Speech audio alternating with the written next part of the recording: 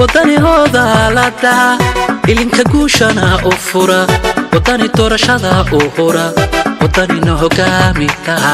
wadani ambalyada u tira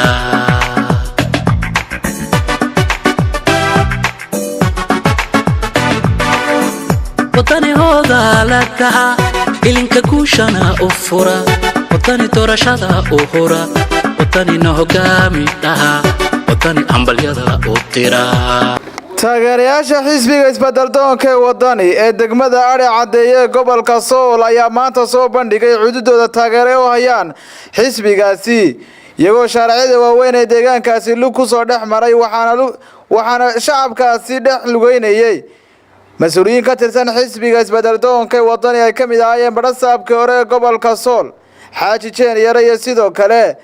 afhayeenka qaaradda Yurub ee xisbiga isbeddeldoonka ee wadani mas'uul Qaasim iyo sidoo kale mas'uuliyiin badan oo ka tirsan xisbiga isbeddeldoonka ee wadani ay ka mid ahaayeen guddiga kaambeynka ee gobolka Sool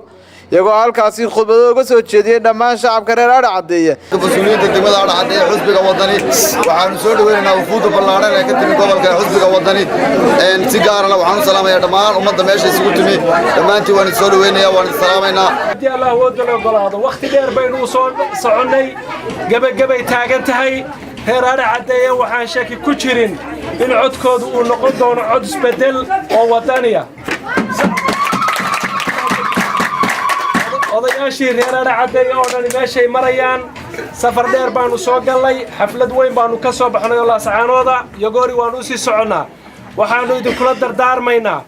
kaarkiinu qiimo weyn buu leeyahay kaarka hal la ilaashado waxa soo baxday sheeka in kaarka la qaato oo waliba kaarka la yiraahdo intii qaybaha waliba dumarka la yiraahdo ka kuugu dhow ee reer ahaan kuugu dhow waa ku imanaya wuxuu ku leeyahay maalinta codaynta waan ku haynayaa marka timaadidna hore laga gelinayaa ogaada qolka doorashadu ka dhacayso 7 qof baa jooga haddii kaarkaagu shaki galo waa la jebinayaa qaasim baad la dardaarmay reer Cadeeyo ilaahay waxaan ka baryaynaa bogiina ilaahay farxad sumariyo meel kasta aad joogtaanba markii xigta ilaahay waxaan ka baryaynaa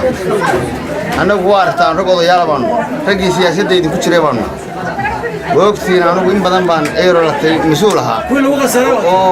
oo kulmiye ahaa waxaan uga diga rogtay waxaan keenay dadkayga dalkayga toon waxa weeye waxaynu soo wada wadnay hawl aad iyo aad u dheer xusbiguna waa halgankaasna waxa lagu gaaraa guushiina maanta way noo dhowdahay ilaahay amarkii ilaahay hayna siiyay leena marka hore guusha ilaahay hayna siiyay ilaahay ku aqbalo ducadooda ilaahay ay naga yeero mar labaad waxaan idin sheegay Ari Cadeeye in la siyaasadeeyo labada reer degan oo xumaan lagu abuuro maaha waa dad weligoodna deganaan doona weligoodna soo deganaan waxaan ku jiray anigu markii lagu heshiisinayay Laascaanood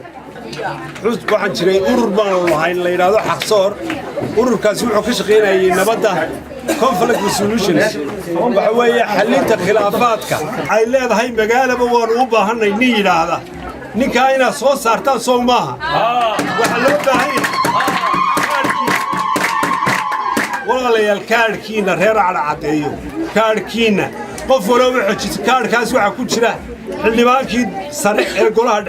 golaha noqonaya Hargeysa fadhiisanay xildhibaankii kale halkan ka soo baxay Laascaanood fadhiisanay labada xildhibaanba way ku xidhan yihiin kaarkiin hadda ma garatay isaga lagu dooranaya waa Maxamuud Aadan Askar Maxamuud Guray Somali News TV degmada Ari Cadeeye gobolka Sool